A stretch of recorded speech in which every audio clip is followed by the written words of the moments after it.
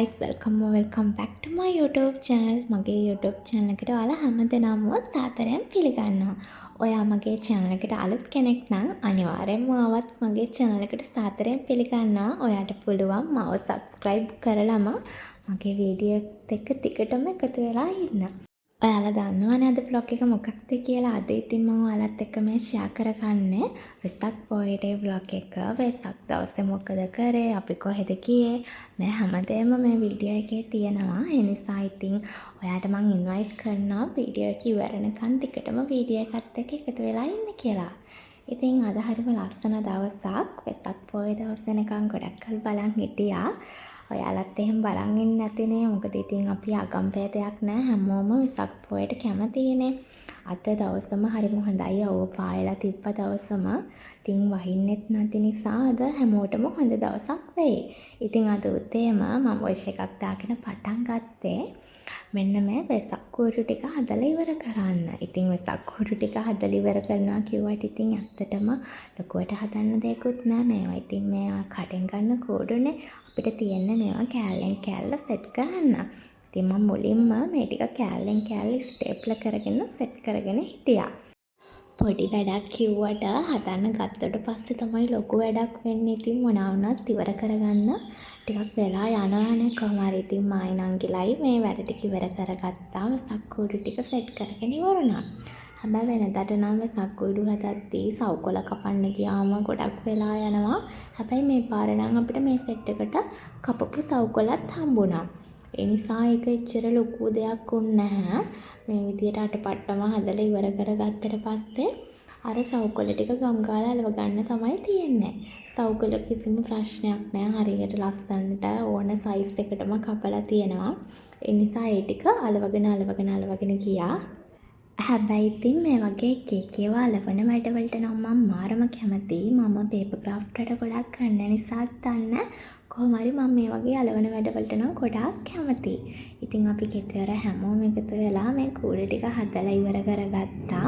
ඔයාලත් ඉතින් වෙසක් එකට ගෙදර හැමෝම එකතු වෙලා මෙහෙම කූඩ හදන්න නැති නේද? මොකද ඉතින් වෙසක් කිව්වම අපි බෞද්ධ වුණාට කැතලික් අයත් මේ දේවල් කරනවනේ. වෙසක් කූඩු හදනවා, වෙසක් කූඩු එල්ලනවා. හැබැයි අනිවාර්යයෙන්ම මිනිස්සු දන්සල් වලටත් යනවා නේ. නිසා වෙසක් පොය, පොසොන් පොය කියන්නේ ලංකාවේ හැමෝම සමරන දෙයක්. කොහොම හරි දැන් ඉතින් ඔන්න මේ විදියට වෙසක් කූඩු ටික එක එක හදාගෙන ඉවර කරගත්ත කොහොම හරි.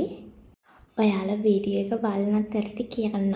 ඔයාලා මගේ channel එක වීඩියෝ බලනවා නම් අද වීඩියෝ එක හරි බැලුවා නම් ඔයාට පුළුවන් මගේ channel එකේ වීඩියෝ එක කොහොමද, අද වීඩියෝ එක කොහොමද, වීඩියෝස් කොහොමද කියලා ඔයාලගේ අදහස කමෙන්ට් එකක් දාලා යන්න. කමෙන්ට් එක හොඳ එකක් වුණත් නරක එකක් වුණත් මොන හරි අඩුපාඩුවක් තිබ්බත් හදාගන්න ඕන දෙයක් දාන්න ප්‍රශ්නයක් නැහැ. ඒකත් මතක් කරන ගමන් ඉතින් මෙන්න මේ විදියට වෙසක් කූඩු ටික හදලා ඉවර කරාට පස්සේ අපි මේ ටික එල්ලලා ඉවර කරා. ඉතින් ටික හවස් වෙන්න ගත්තා. හවස් වුණාම ඉතින් අද වෙසක් බලන්න යන්න තමයි තියෙන්නේ. මුලින්ම ඉතින් වෙසක් බලන්න යන්න කලින් ගෙදර වෙසක් කොහොමද කියලා බලන්න ඕනේනේ. ඉතින් ඒ නිසා මේ තියෙන්නේ අපේ ගෙදර වෙසක් වලට අපි සරසපු විදිය. අපි බෞද්ධ නිසා අනිවාර්යෙන් වෙසක් එකට පොසොන් පොයට බෞද්ධ කොඩියක් දානවානේ. ඔයාලත් එහෙම දානවා ඇති. මේ තියෙන්නේ නම් ගෙදර වෙසක් කූඩු එල්ලලා තියෙන විදිය. ඉතින් මේක එල්ලුවම හරිම ලස්සනයි. ඒ වගේම අඹ ගසෙත් අපි ලෑන්ටන් ටිකක් එල්ලලා ඒ වැඩ ටික හැමෝම ඉවර කරා. හරි, මං ඉතින් දැන් මේ රෙඩි වෙලා ඉන්නේ වෙසක් බලන්න ඇවිදින්න යන්න. ඉතින් අද එළියට යන්න තමයි හිතන් හිටියේ. මම ඒක vlog එකේ මුලින් ඉඳලා ඔයාලට කිව්වනේ. ඉතින් මේක තමයි අද මගේ අවුට්ෆිට් එක. ඉතින් මට හිතුණා අද වෙසක් බලන්න යද්දි තික කවුමක් ඇඳන් යන්න. මොකද මම මේ දවස්වල තික කවුම් අඳින්න ඉතින් මාරම ආසයි. ඉතින් අපි දැන් රෙඩි වෙලා ඉන්නේ. අද අපි හිතාගෙන ඉන්නේ ඇත්තටම වෙසක් කලාපයක් බලන්න යන්න. වෙසක් කලාපෙට ගිහිල්ලා ඇවිදලා වෙසක් වහන් කූඩු තරගයක් බලලා එන්න තමයි හදන්නේ. වෙසක් එකට ඇත්තටම මේ වගේ දෙයක් බලන්න මං ගිහින් තියෙන්නේ ගොඩාක් කාලෙකට කලින්, පොඩි කාලේ වගේ. ඉතින් අද තමයි ගොඩක් කාලෙකින් වෙසක් එකට ටිකක් ඇවිදින්න එළිය යන්න හිතන් ඉන්නේ. ඒ නිසා ඉතින් අද හරිම කැමැත්තෙන් ඉන්නේ වෙසක් බලන්න යන්න. අපි අද මුලින්ම ගියා කඩවතට ගියා මොකද මහර වෙසක් කලාප තියෙනවා ඒක බලන්න. ඉතින් මේ බයික් එක පාරේ අයිනෙන් පාක් කරලා තමයි ගියේ. අපි දැනන් හිටියේ නෑ මුලින්ම යද්දී වෙසක් කලාප ගාව එතන පාකින් එකක් තියෙනවා කියලා. මොකද පාකින් එකක් තිබ්බේ පල්ලියක් ඇතුළේ. ඉතින් අපි ඒක හරියටම දන්නේ නෑනේ. ඒ නිසා ඉතින් බයික් එක පාරේ අයිනෙන් පාක් කරලා ඇවිදගෙන ගියා මේ තියෙන්නේ කඩවත මහර වෙසක් කලාපය. මෙතන පාරේ වෙසක් කලාපය නිසා එකපාරක් වහලා ඒ පාර තමයි වෙසක් කලාප විදියට අරන් තියෙන්නේ. ඉතින් අනිත් හැම තැනම එන්ට්‍රන්ස් එක ආව හරිම ලස්සනට ලයිට් වල දාලා ඉතන ලස්සනට ඩෙකොරේට් කරලා තිබ්බා. අපි ඇතුළට ඇවිදගෙන ගියාම අපි දැන් ඇතුළට ඇවිදගෙන ගියාට කූඩු නම් තාම මේ මුකුත් ඕපන් කරලා තිබ්බේ නැහැ. ඒ නිසා අපි දෙන්න ටිකටම කෙළවරටම පාරේ ඇවිදගෙන ගියා. මොකද කෙළවරේ ඉඳන් හරි එතකොට එද්දි ඕපන් කරලා තියෙන්නේ කියලා බලා ගන්න පුළුවන් කියලා අපි දෙන්න කෙළවරටම ඇවිදගෙන ගියා. ඉතින් මේ සමහර කූඩු දැන් තමයි ඕපන් කරන්න යන්නේ. වෙලාව 7:07 වගේ වෙලා තිබ්බා. ඒත් මේ මුකුත් ඕපන් කරලා තිබ්බේ නෑ තාම. අපි දෙන්න පාර කෙළවරටම ඇවිදගෙන ගියා. පාර කෙළවරටම ඇවිදගෙන ගියා මෙන්න මෙතන පැතිකී ප්‍රසංගයක් එහෙම පටන් අරගෙන තිබ්බා.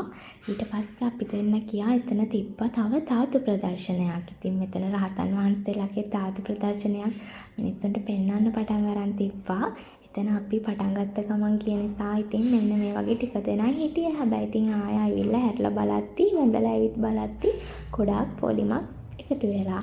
අපි කෙළවරේ ඉඳලා ආයේ මුලට යද්දී මුලින්ම ඉතින් පටන් අරන් තිබ්බේ මේ රූකඩ පෙන්වන්න. මේක ඇත්තටම සෙවණලි රූකඩ කියන්නේ යන්න එකක්. ඉතින් මෙතන කතා වස්තුවක් යනවා රූකඩ වලින් යන පෙන්නනවා. අපි ඒක ටිකක් වෙලා බලාගෙන හිටියා. මාත් මේ සෙවණලි රූකඩ කියන එක දැක්කේ අද. රූකඩ නම් කලින් දැකලා තියෙනවා වෙසක් එක්කට. අද තමයි සෙවණලි රූකඩ දැක්කේ. ඊට පස්සේ ඉතින් ටික ඇවිදගෙන යද්දී එක එක වෙසක් පහන් කූඩු මේ විදියට මිනිස්සුන්ට පෙන්වන්නව ඕපන් කරලා තිබ්බා. වෙසක් කලාපයක් කියද්දි ඉතින් ඇත්තටම මෙතන අර මේ පහන් කූඩු තරගයක්නේ තියෙන්නේ. ඉතින් අපි ගොඩාක් පහන් කූඩු තිබ්බ තැන්වල දැක්කා. ඒවා ගොඩාක් ඉස්කෝල ළමයි කරපු දේවල්. ඉතින් යාළගේ නිර්මාණ තමයි තිබ්බේ. මෙහෙම ඉතින් ටික බලන් ගියා. ඇත්තටම ගොඩාක් ඒවා ඕපන් කරලා තිබ්බෙත් නැහැ. තිබ්බ ටික බලාගෙන ආවා. ඉතින් නම් ගොඩාක් සෙනඟ පිරලා හිටිය වෙසක් කලාපෙට අපි එද්දි තිබ්බට වැඩිය ගොඩාක් පිරිසක් මේ ටික වෙලාවට එකතු වෙලා. ඉතින් අපි ඒක බලලා එළියට ඇවිල්ලා අපි දෙන්න ගියා දන්සලකට. ඉතින් මෙතන බන් දන්සලක් තිබ්බා. එතන පොලිමක් තිබ්බා. හැබැයි පොලිම ඉක්මනට ගියා. ඒ නිසා අපි දෙන්නත් පොලිමේ ටිකක් වෙලා ඉඳලා බන් එකක් අරගෙන එළියට ආවා.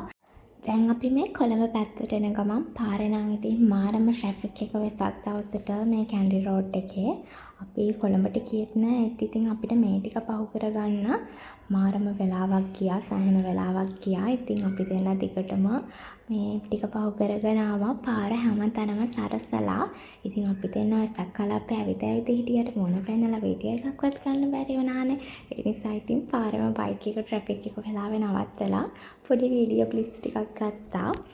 වෙසක් කලාපෙදී ගන්න බැරි වුණානේ ඇවිත්තට. හරි. ඉතින් අපි මේ ඉන්නේ දැන් කැන්ඩි එක ළඟ. මේ කඩවත කැන්ඩි එක ළඟ. ඉතින් කැන්ඩි එක ළඟත් කූඩුවක් හදලා තිබ්බා. ඉතින් මෙතනින් හරවන් අපි දැන් මේ යන ගමන් අර කොළඹ පැත්තට යන්න නම් ඉතින් හිතන්නවත් බෑ.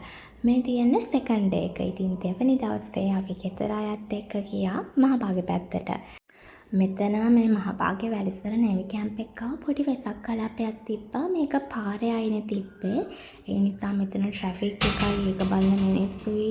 එතන නම් මාරම ට්‍රැෆික් එකක් තිබ්බා. ඒ නිසා අපි යන ගමන් බලාගෙන ආවත් තොරණකුත් තිබ්බා. හැබැයි ඒක හරියටම ලයිට් දාලා ඕපන් කරලා තිබ්බෙත් නැහැ. ඒ නිසා අපි පාරේ දෙපැත්තේ තියෙන දේවල් බලාගෙන ගියා. හැමෝම ගෙදර ගියා. මොකද ඉතින් වාහනේ පාක් කරන්නවත් මේ හරියට තැනක් නැහැ. මාරම සෙනග නිකොම්බු රෝඩ් එක නිසා දෙපැත්තේ තියෙන දේවල් බලාගෙන ගෙදර ගියා. ඊට පස්සේ අපි රාගම ටවුන් එකට ආවා. මෙතන තිබ්බ කොක්කොල තොරණක්. කොක්කොල තොරණක් නම් ඉතින් දැක්කේ සෑහෙන කාලෙකින්. වීඩියෝ එක හොඳ නම් කමෙන්ට් එකක් ලයික් එකක් දාන්න යන්න. ඒ වගේම මගේ channel එක subscribe කරපු නැති කෙනෙක් නම් channel එක subscribe කරන්න. වීඩියෝ එක ඉවරනකම් බලපුවාලා හැමෝටම thank you.